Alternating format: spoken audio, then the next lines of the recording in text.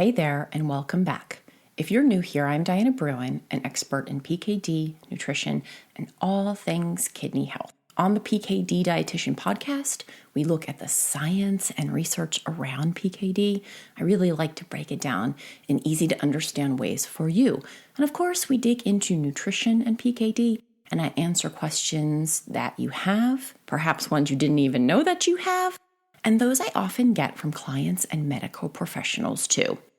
Along the way, I'm going to introduce you to researchers and PKD warriors and highlight the power of advocacy, awareness, and community.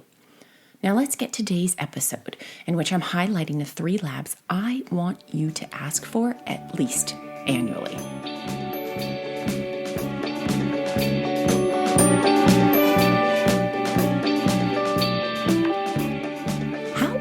Get labs drawn for PKD depends on several things.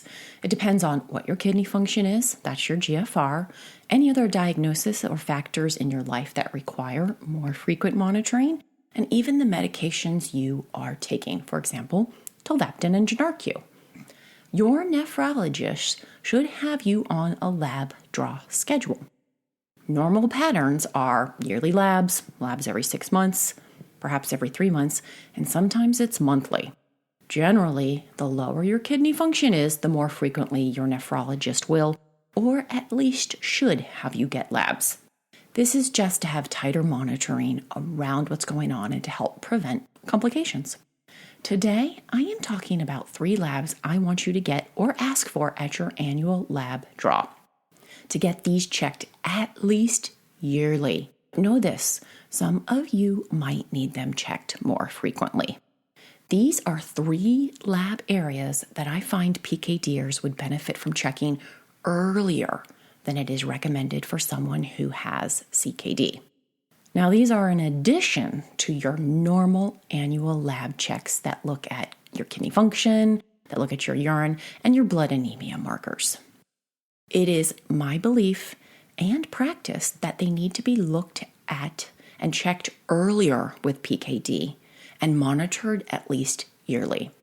These recommendations are based on what I have seen and the trends I have found working with PKDers like yourself over the past several years.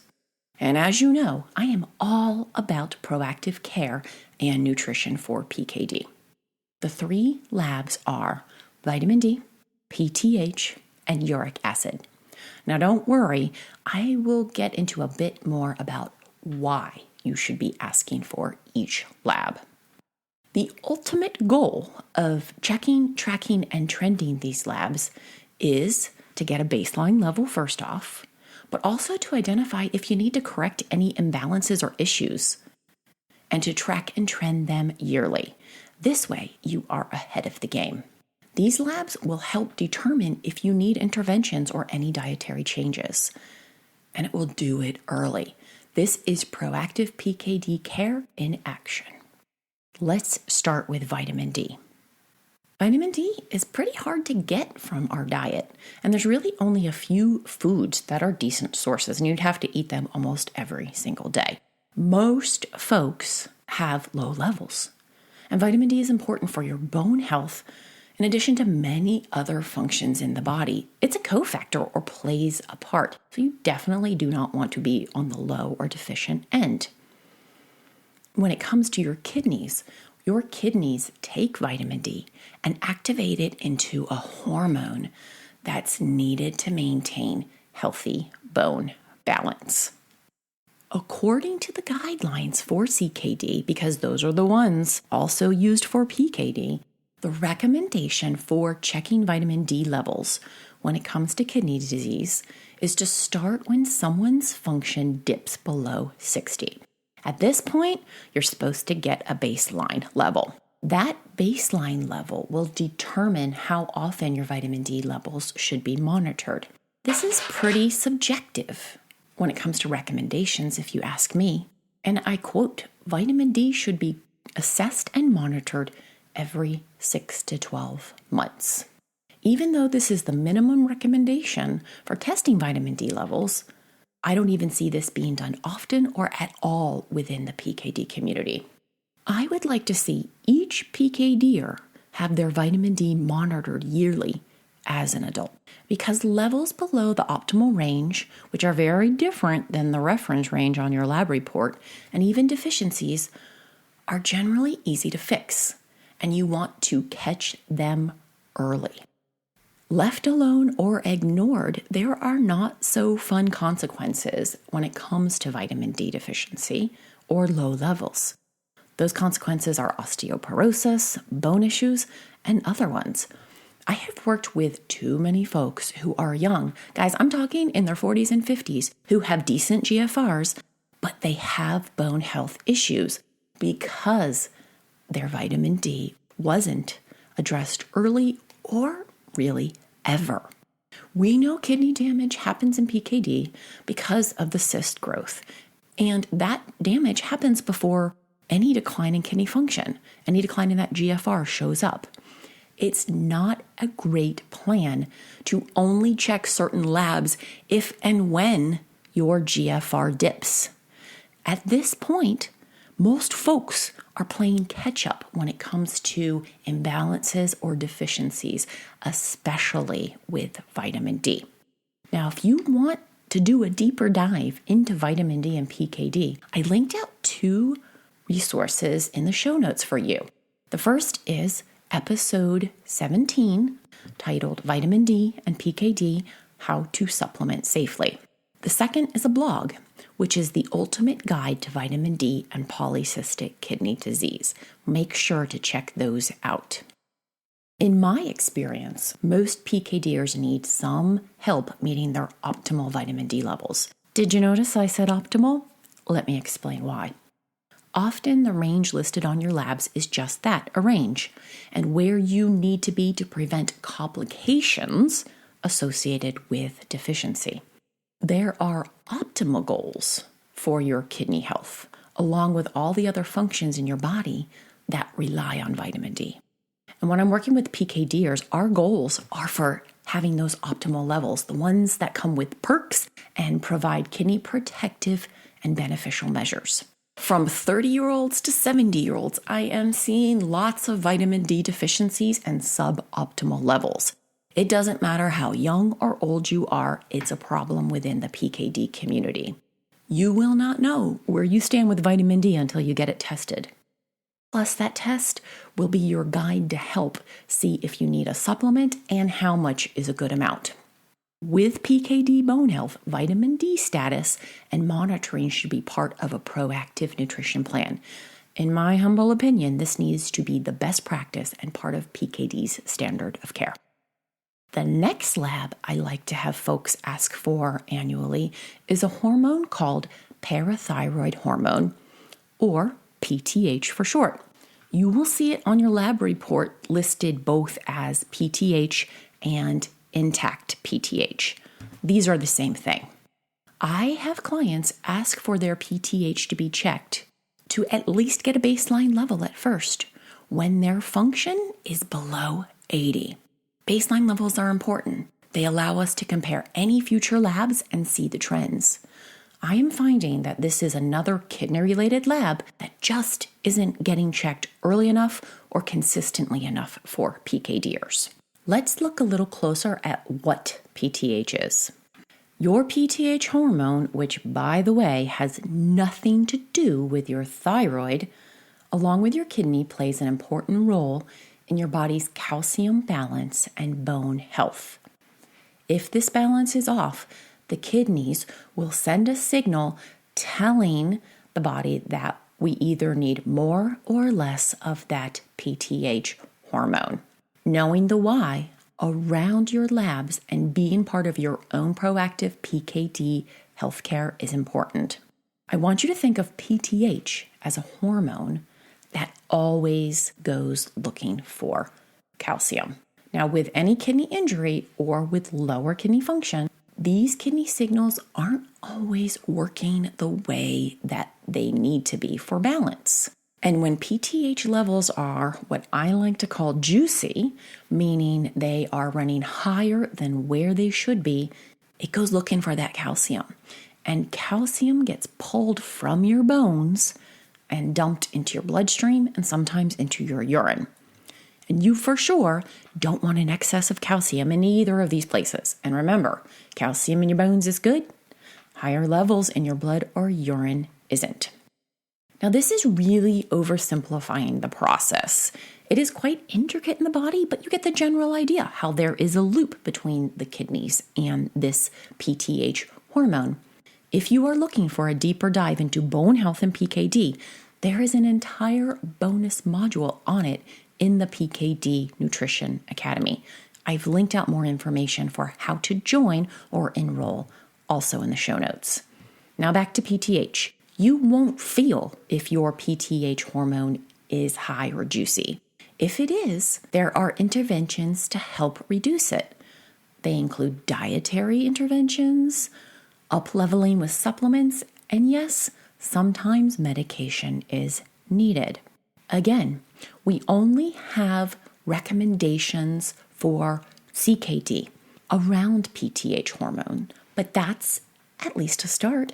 The general recommendation is to start monitoring and check those PTH levels when someone's kidney function, their GFR, is less than 60, to get a baseline level and then to check annually to monitor that level.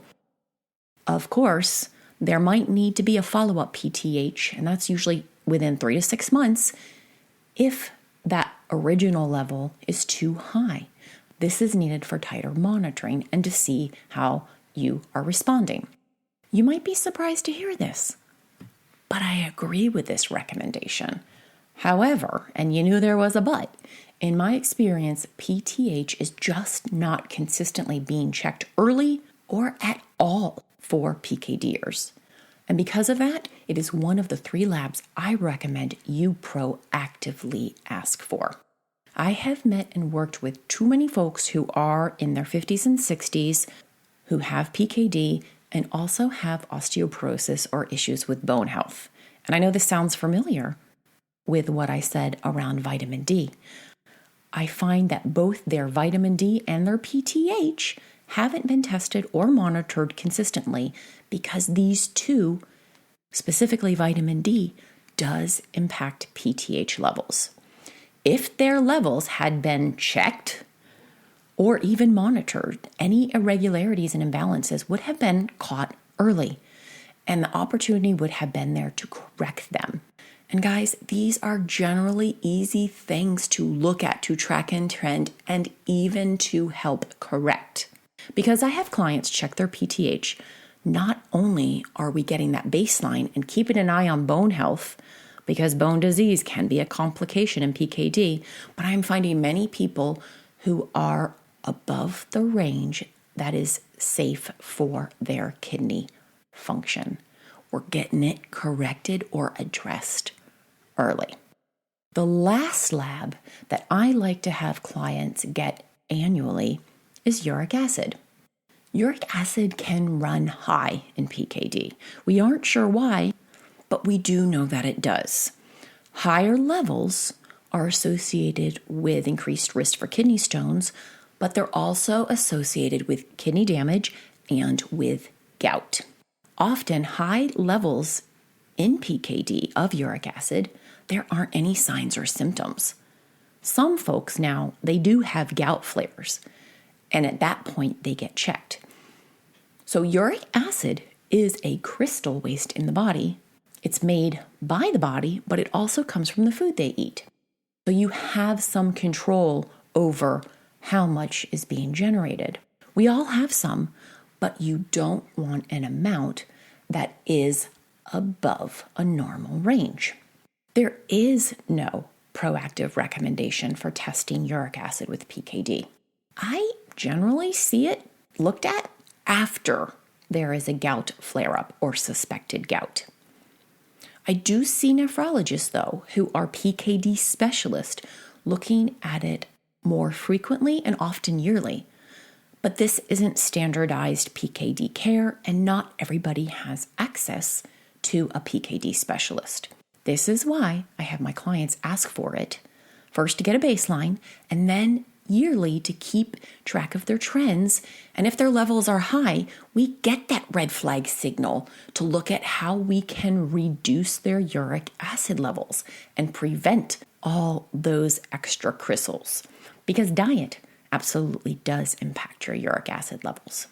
In my experience, it is only after there's a gout flare that someone gets their uric acid tested. However, with my clients, in testing and keeping track of it, we have identified undiagnosed gout flares. We've identified high levels and put in place interventions, and even addressed reducing the risk of reforming a kidney stone by getting this lab. Nutrition is powerful, folks. And by the way, if you are considering going on tolvaptan or Genarcu, for sure get your uric acid tested before starting. Taking these medications can cause an increase in your levels, and you want to know where you are when you start and if you are at risk for having high levels. There you have it, the 3 labs that I like to test annually. There you have it. These are the 3 labs I am most consistently having PKDers request to have tested annually in addition to their normal sets of labs. And those 3 labs are, number 1, vitamin D, number 2, PTH, the parathyroid hormone, and number 3, uric acid. Remember, it's important for you to get a baseline level of each and track and trend them moving forward. If anything comes up as off-kilter, you will know, and it will be time to dig deeper on how to fix that.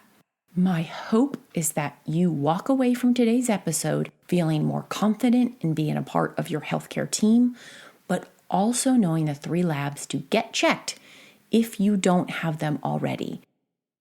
Now, before I sign off today, I want to give a shout out to a listener of the podcast who, after a long time, is getting her labs drawn to see where she is at with her kidney health. Now, you know who you are. And I just want to say kudos to you for working through those fears and for stepping up to be an active player in your care. Labs are scary, I get it, but they are also an amazing tool to let you know where things are off and can be better balanced, to help support you and direct how you can help your kidneys stay healthy and help them keep rocking and rolling as they should. And until next time, happy eating, folks.